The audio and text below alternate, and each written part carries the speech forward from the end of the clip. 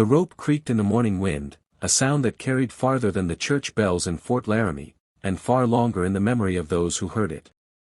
Folks said it wasn't the sound of justice, but the groan of a town's soul breaking.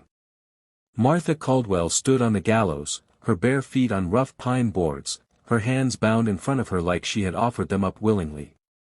She was 50 years old, small in stature, with silver in her hair that had come too early from years of loss and work, but there was nothing frail in her eyes. They were steady, almost soft, as if she were watching children play in the distance instead of the jeering crowd in front of her.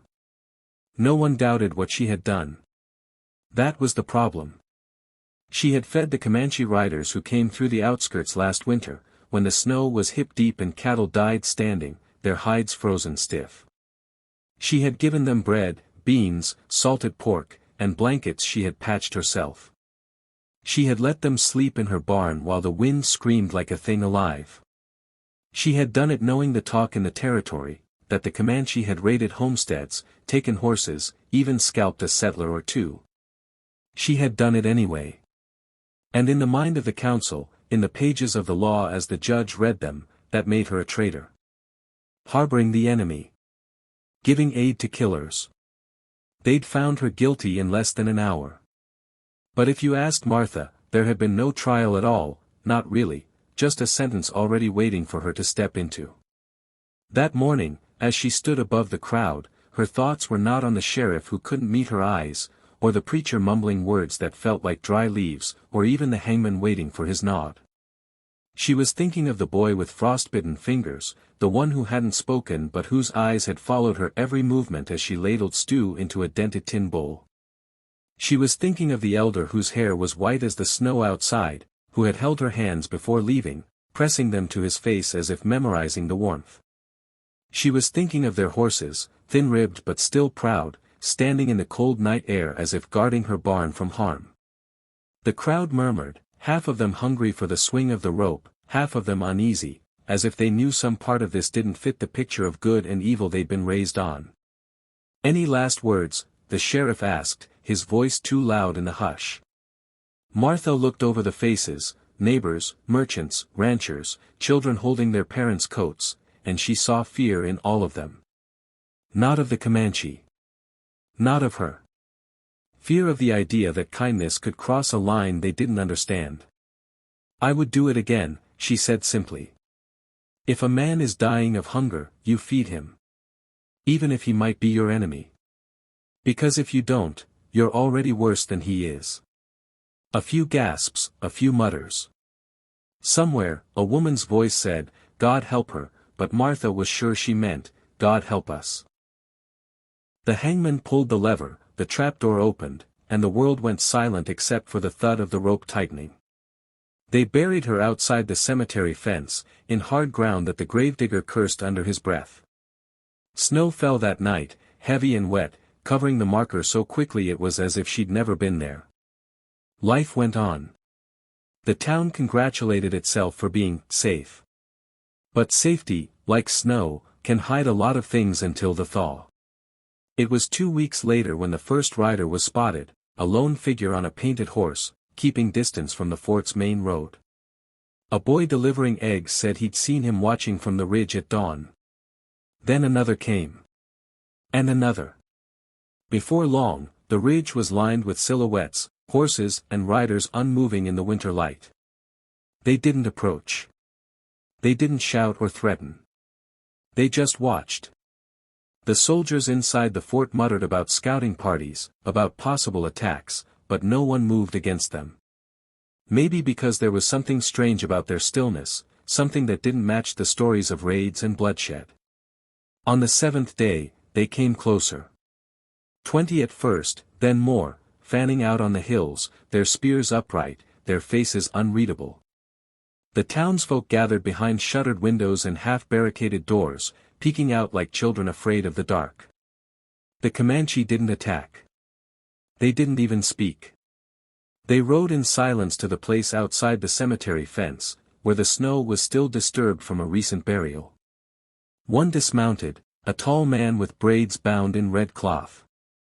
He knelt, brushing away the snow with hands that were careful, almost reverent.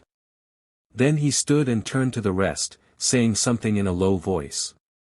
Without a signal anyone else could see, they all began to sing, not the kind of singing the church knew, but a low, rising chant that felt older than the town itself. The sound carried across the wind, deep and full, and even those who had hated Martha felt something twist inside them. The song went on for what felt like hours. Then, just as silently as they'd come, they rode away, disappearing into the white hills. The town tried to forget it, but forgetting is hard when the world keeps reminding you. More riders came in the days that followed. Then one morning, the horizon went black with movement, 300 Comanche, armed and painted, riding in formation. It was not a raid. It was not a siege. It was something else entirely. And it was coming straight for Fort Laramie.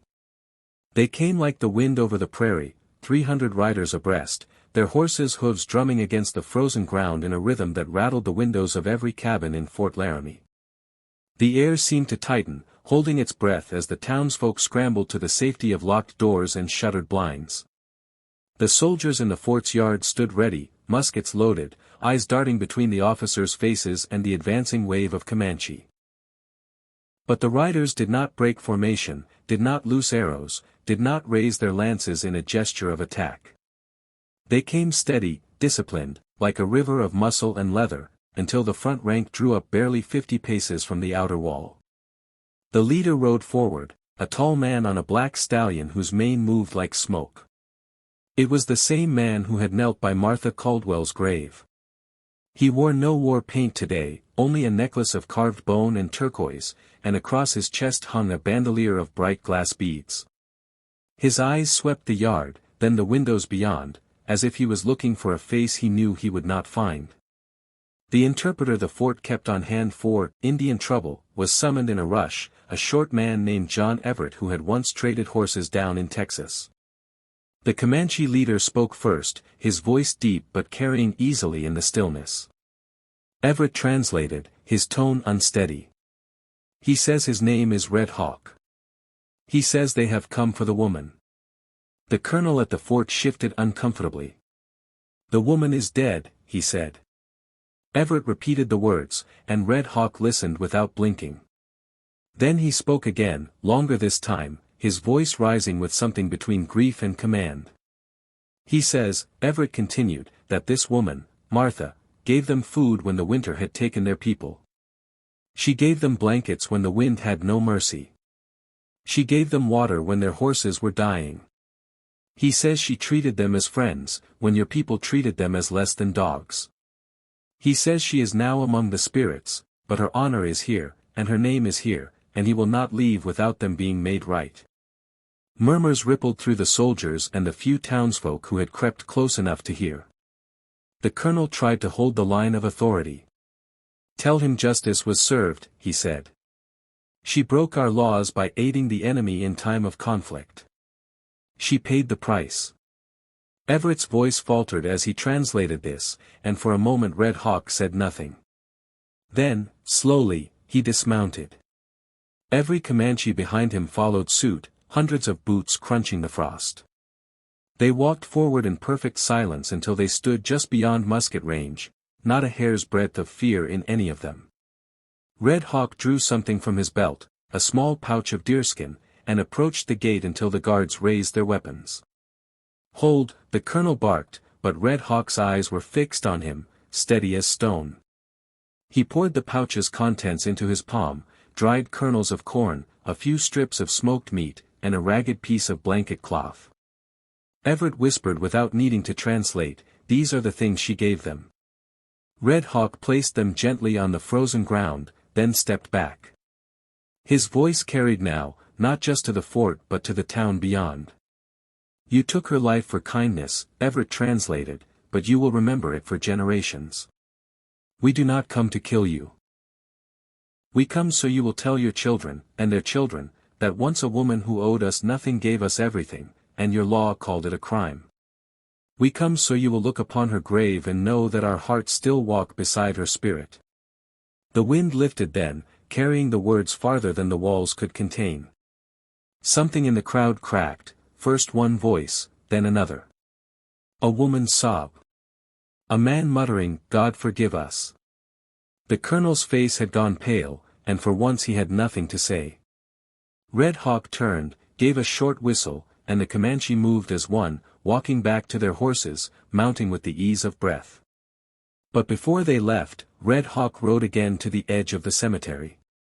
He dismounted, placed his hand on the mound where Martha lay, and spoke words Everett did not translate, because some things cannot be put into another tongue without losing their soul. Then he took a long eagle feather from his braid and pushed it into the earth above her head, the wind bending it like a banner. The 300 riders wheeled in unison and rode away, their line thinning into the horizon until the prairie swallowed them whole. In the weeks that followed, something strange happened in Fort Laramie. People began leaving small things at Martha's grave, bread wrapped in cloth, a wool scarf, even a child's carved horse. No one spoke about it much, but everyone knew. The story of her hanging began to change in the telling. She was no longer the traitor woman, but the one who fed them. The law still said she was guilty, but the heart of the town had decided otherwise. And somewhere, far beyond the ridge, the Comanche spoke her name with respect. Years later, an old man named John Everett would tell the story to his grandchildren, sitting by the fire. He would tell them about the day 300 riders came not for revenge, but for justice. About how a woman who had nothing to gain gave all she had, and how that act outlived her. He would lean forward and say, "Remember this, kindness is never wasted. It might cost you everything, but it will echo longer than the rope that hangs you." And the children would nod, wide-eyed, carrying that truth forward into a world that still needed reminding. So if you're hearing this now, and you think kindness is weakness, think again. It is the strongest thing we can give. And if you want more stories like this, stories that remind us of who we can be at our best, subscribe to the channel, because we've got a lot more to tell.